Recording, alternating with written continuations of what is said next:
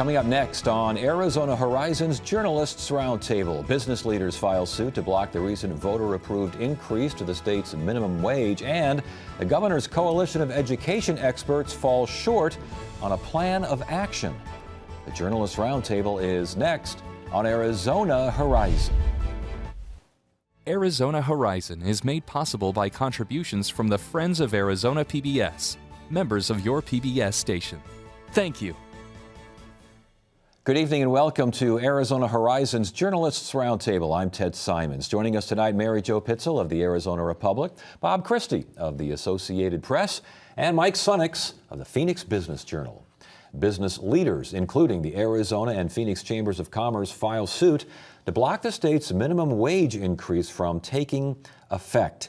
There seems to be more effort to do this than there was to fight the proposition in the first place. What's going on here? Well, it's sort of like 'twas the night before Christmas. Here we are about 2 weeks before the higher wage law takes effect, and led by the Arizona Chamber of Commerce, a bunch of business groups have filed suit.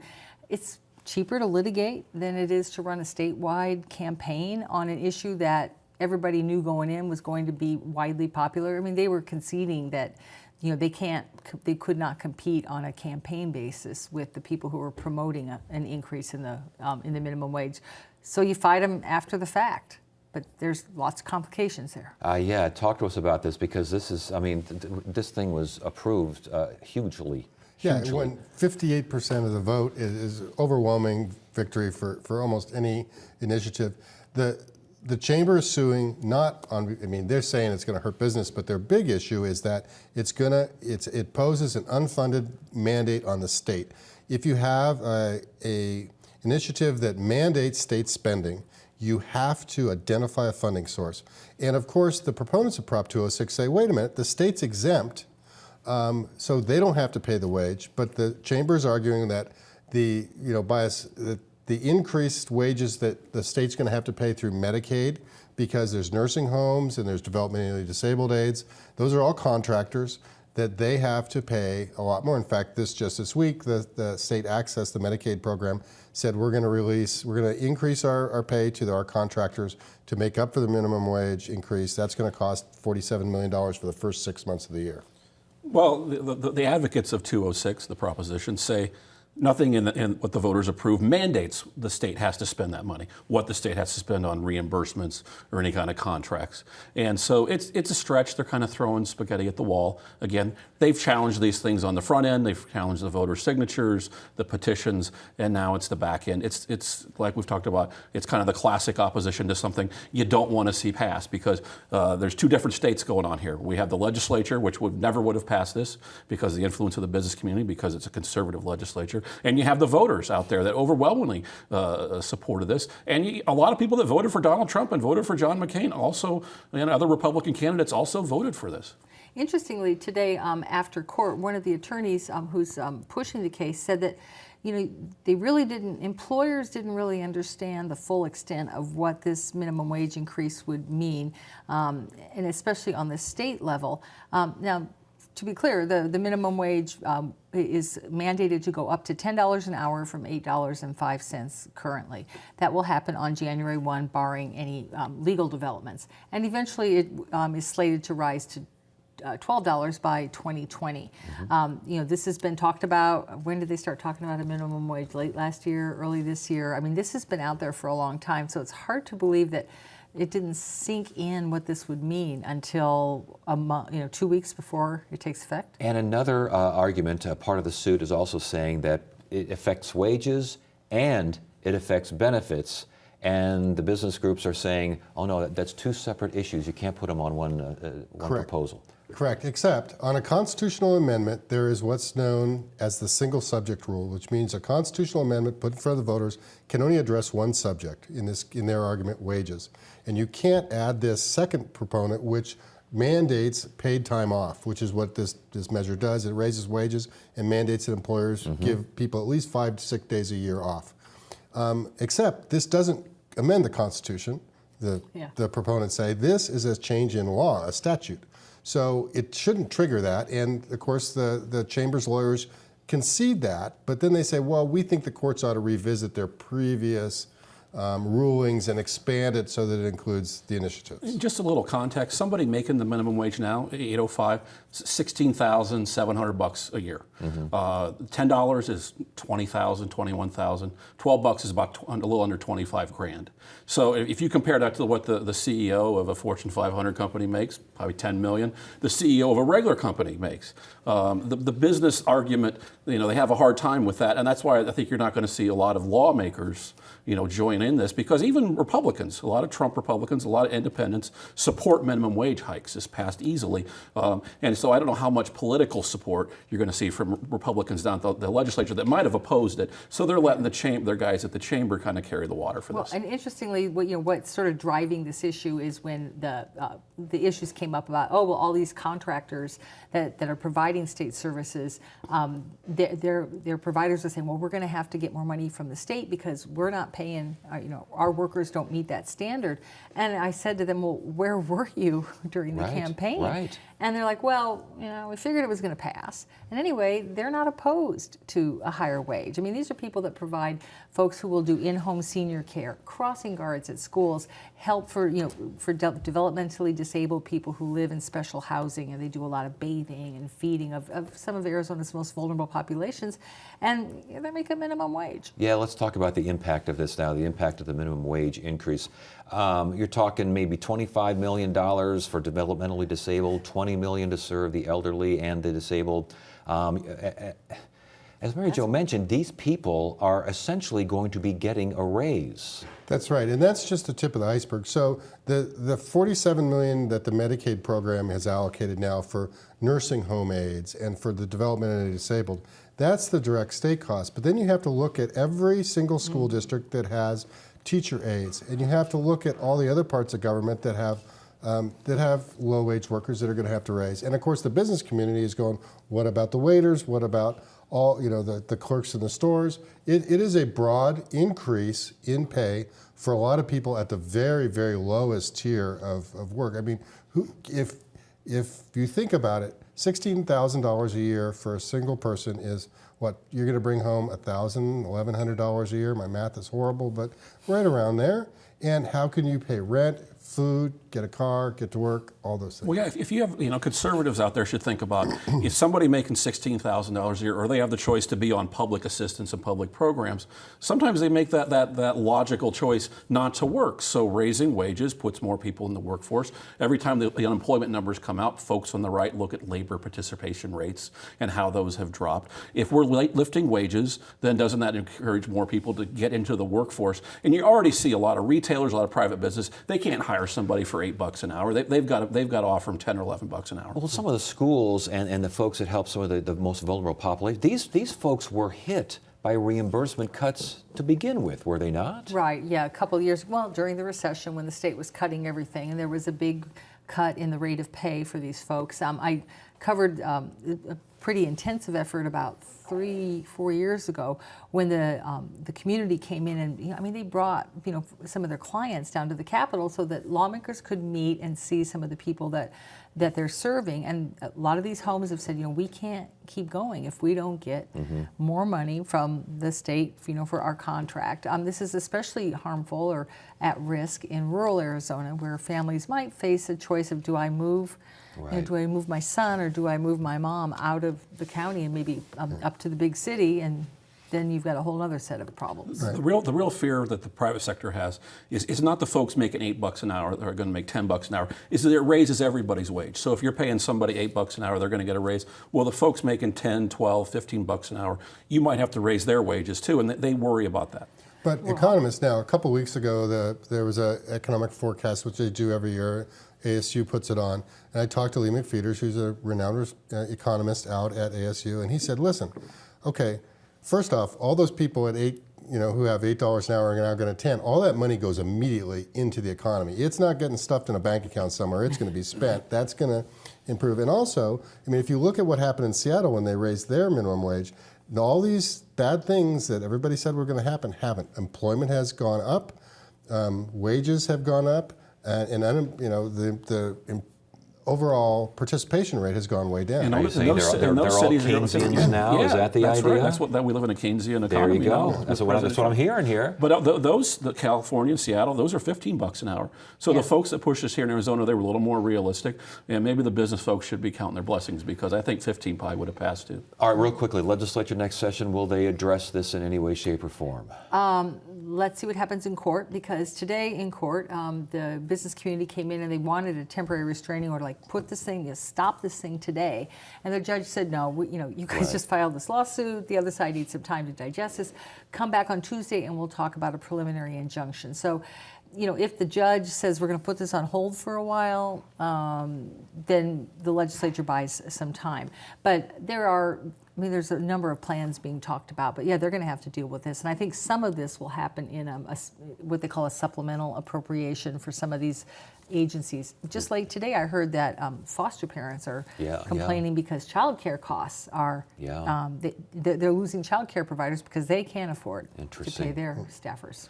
The governor's education group, which was impaneled to reform Arizona school funding and take charge and really set the tone, what happened?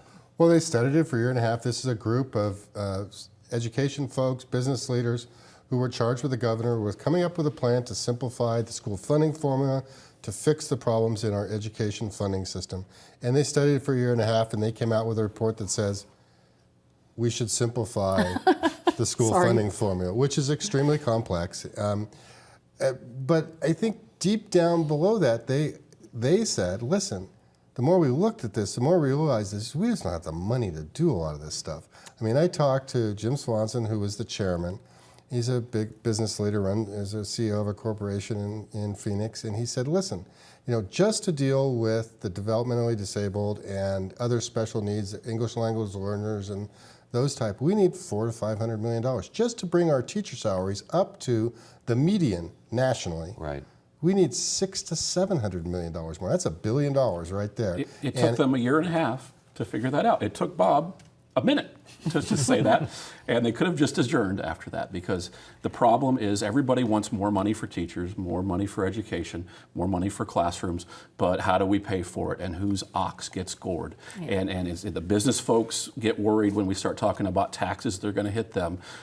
Every neighborhood, every local school district worries when they talk about simplifying or standardizing, because we all want local control over our schools. So when it's your school that you think might get hit, or your school district, and somebody else in Yuma or Tucson is going to get that money, people's ears pop up. And so this has been going on for years here. We all agree we need more teachers be paid better. We need more money in classrooms, but how do we pay for it? Well, and this is the difference between campaigning and governing. It's very easy to say, yeah, we're gonna streamline our schools, we're gonna put classrooms first and all this. But then you run into the realities, which when part of the reality is you want to keep, and this is referring to Governor Ducey, but he pledged to reduce the state income tax. He wants to do and is intent on doing a tax cut every year.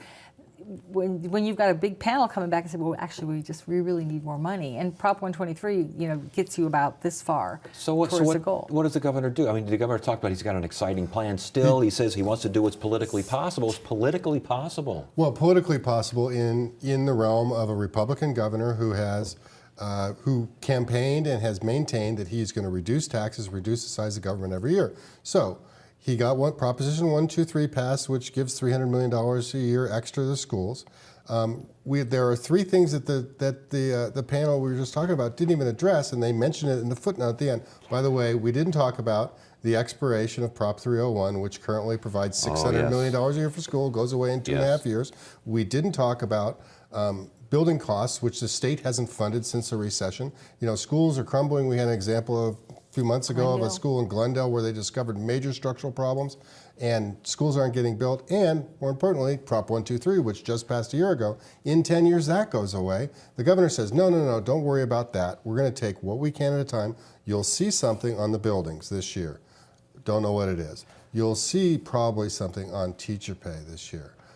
I'm speculating, but he's got some pressure to do that. The problem is what the business folks are looking at, what the education folks are looking at, are these long-term problems in funding and big money that we have to allocate. And the folks at the Capitol, whether it's the governor or lawmakers, think in election cycles. They think short term. They think one budget at a time. They think one campaign at a time. To get the political side out of that kind of short term thinking has been a challenge for years. And it gets somebody to really talk about, if we're talking about $500 or $600 million, right, what Republican is going to support a tax increase for that? Well, that's a really tough pill to swallow. And so there's a big clash not only on answers, but on long-term, short-term solutions. Superintendent of Public Instruction Diane Douglas, who has released her AZ Kids Can't Wait education plan. She was on the show, kind of delineating what she wants, what she'd like. She wants to give schools $680 million, $200 million of which do with as you choose. I mean, is this viable in this political climate? Well, it should make her very popular with the pro-education crowd. But, you know, where do you find the money? And no, is it viable? No, not in the political climate that we've got coming. I didn't see any, on the state level, any tangible change in the direction of the state after the elections. You know, we still have a Republican-controlled legislature, and, you know, and the governor's office wasn't up, so we got the same governor. She wants to see $60 million for rural transportation needs, $280 million for capital funding needs for buildings that are crumbling. Wasn't Prop 123, wasn't this the hosannas after 123? Wasn't everything supposed to be all daffodils and dandelions here? No, and I don't think anybody sold it as that. Prop 123 settled for half of what the state owed, a shortage of the schools over the last 6 years, and it was a lawsuit settlement. And the governor promised that was step 1, 2, and 3. 4, 5, and 6 are yet to come, and we haven't seen 4, 5, and 6. And you hear that mantra from education advocates all the time. Where's step 4, 5, and 6? We're waiting for step 4, 5, and 6. The governor promises big things in the State of the State address. Whether they come close to dealing with just the $1 billion that his own panel says is just staring us in the face, let alone these other structural issues, we'll have to wait and see. Well, Douglas talked about this last session too, last summer. Yes. Yes. And both times she's talked about the rainy day fund, where there's $450 million in there, and our surpluses, and using that. That's an easy sell for a lot of people. You want to pay teachers more? We got all this money. Why don't we use that? So that's a good sell for her on that. And I think a lot of voters would agree with that. The bigger term thing with the rainy day fund and these surpluses is for a generation they've been used to finance and bankroll and protect these tax cuts that Republicans have passed, that business folks have agreed with. That's a lot of money, and we need that money in there so we don't have to roll those out of there when revenues wane a little bit. And so that's a long-term philosophical issue that's going to have to be decided within the Republican Party and with the business community, because the business community loves their tax cuts. Also wants the education spending. Well, they love their tax cuts, and let's face it, the business community does not want to see tax increases. And yet Representative Heather Carter apparently is talking about a grand plan for education money to K-12 and universities and community colleges. Go to the public, Mary Jo, one more time and say, if they're not going to do it, we're going to have to do it ourselves. Well, I think at some point you do need to go to the public, because as Bob mentioned, Prop 301, which is a 0.6% increase in the sales tax, expires in 2020. This was, and voters approved that. It was championed by then Governor Jane Hull. And I think it's pretty widely agreed that you can't just let that amount of revenue dry up and go away. So something's going to have to be done. Maybe you renew it. Maybe you make it a penny instead of 0.6 cents. You know, a lot of the local sales tax issues that were on the ballot this fall failed, because there's a lot of stress on the sales tax. When you add up what comes from all the different levels of government, you're pushing 10% in some places. And again, I understand that most folks who are paying attention don't see Prop 123 as puppy dogs and violins and whatever else. More like the dandelions. More like the dandelions, said, yes, not necessarily the daffodils. But the case is, in the zeitgeist, if you will, Prop 123 was supposed to solve problems. Prop 123 was supposed to get money into schools. Now they're coming back and asking for more? Right. It did get money into schools. It barely passed, which is an issue. I mean, it barely passed. The governor had to pull out all the stops. They were concerned it was going to go down, and it barely passed. I mean, 30,000, 40,000 votes, but that's barely. I mean, on election night, we were watching it very closely. I think if voters thought that it was going to fix all the problems in their schools, they either weren't listening or were But did they think that it would fix enough problems to where if another sales tax increase were put on the ballot because schools just simply aren't getting enough, does the average citizen out there say, well, wait a minute, I thought we just voted on Yeah, something like that? I think they do. I think it's clear. Just looking at how close this election was, it was going to be a hard sell for them to get more, especially because, you know, as we've come out of the recession and our state revenues are going up every year, I mean, starting with Governor Brewer passed phased in corporate income taxes that used to bring in, and I don't want to throw numbers out, but they're going down every year. As the revenue comes back up, it's getting chopped off at the legs with all these tax cuts. And instead of being back where we were and we could fully fund schools, the tax cuts have harmed Right, the because ability to do so. structurally, it's been designed to do that. I think if you had a straightforward penny sales tax, extend the 206, and it was straightforward, it went just to K-12, just to schools, just to teacher pay, the voters might get on board with that. They did in 2010 when Brewer had the budget crisis, and they presented that. When they had this Christmas tree proposal later on, voters rejected that. I think one thing with Prop 123 was nobody could explain to a voter what that really was. Where were we getting this money from? What was going to happen after this money ran out? If you had a sales tax and just presented it very, very specifically to schools and teacher pay, I think a lot of people would vote for that. But continuing the sales tax, the 6/10 sales tax has been going on for 15, 16 some odd years and expires again in 2021. Put that along with another hike, along with, hey, 123, we just passed it. Are people going to go for this? I don't know. I mean, a lot depends on how it is sold and who champions it and who you get behind it. You need the business community, or it's not going to happen. And remember, we're talking about a sales tax here. There's a difference between an income tax and a sales tax. As all of us who've had, college economics knows, there's a progressive and regressive taxation, which means that, for the average citizen who has to buy groceries and has to buy so many rolls of toilet paper, whether you're rich or poor, you're only going to pay so much tax. There's no progressive. There's no difference between the guy who makes $100 million a year and how much he pays in sales tax. He pays a tiny little bit, and it's a larger chunk of lower income folks. So they are shifting. When you go to a sales tax, you're shifting from a broader based tax, which folks who earn more pay more, than the other way. I'm not a very good I do think one thing that the education folks, and including the business community, need to do, and the leadership, is show how much we really need to spend on schools. How much do we want to pay teachers? How much do we want to spend per classroom? And what's the gap there? I don't think anybody can really tell you that. We all wring our hands, and there's all these panels out there that talk about how short we are and how we compare to other states. But a realistic number that people would then go to the voters and say, here's what to pay for it. And sales tax is the way to go because income property taxes just are a non-starter. Well, again, Representative Heather Carter is pushing that. What about the idea of one lawmaker pushing it, maybe more lawmakers getting on board and referring this? Is this end around business around the, how's he going to take this? Yeah, what's going on here? The interesting thing is last year I heard this same type of talk from a couple other from a couple of conservative Republicans. This was before Prop 123, but I don't think those same folks are satisfied with it. They know, they go back to their districts. These are, our legislative districts are small enough to where those folks go to their school board meetings and they know when parents are upset and they know that their schools are hurting.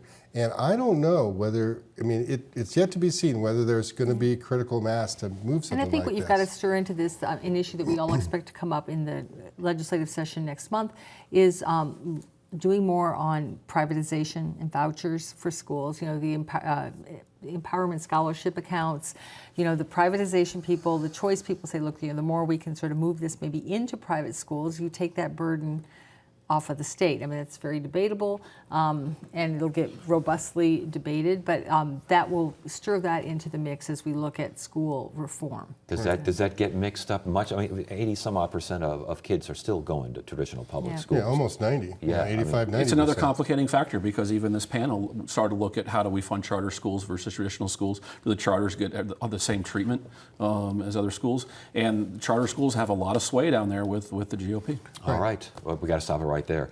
Good to have you all here. Thank you. So have a good holiday, all of you. Monday on Arizona Horizon, get to know renowned Phoenix architect Will Bruder in a one-on-one interview conducted at one of Bruder's best-known projects, the Burton Bar Library in downtown Phoenix. That's Monday at 5:30 and 10 on the next Arizona Horizon. Tuesday, we'll take a provocative look at the year's news with Arizona Republic cartoonist Steve Benson.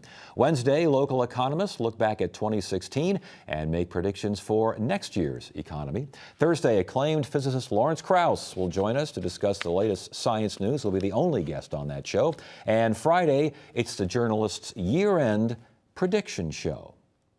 That is it for now. I'm Ted Simons. Thank you so much for joining us. You have a great weekend.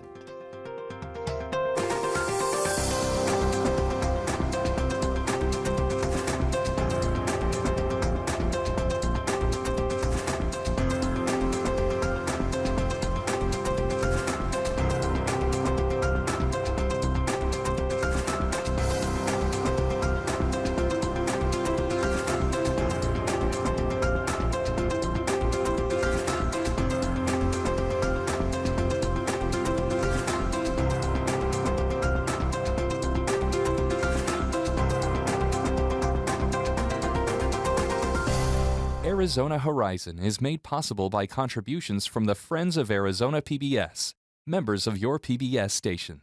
Thank you.